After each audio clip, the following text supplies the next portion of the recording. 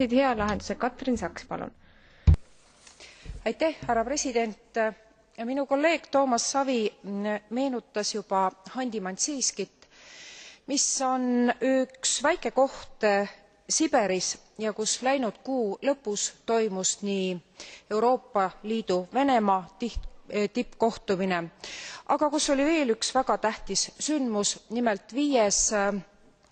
soome-ugri maailmakongress, kus osalesid 4 riigi Venemaa, Ungari, Soome ja Eesti presidendid.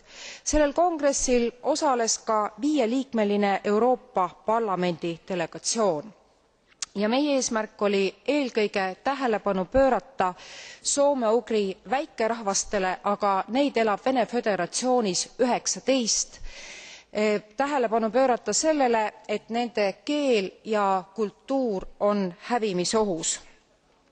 Loodetavasti pöörab inimõiguste olukorrale tähelepanu ka see leping, millele Euroopa Liidu Venemaa tippkohtumisel nüüd Handi-Mansiiskis aluse pandi.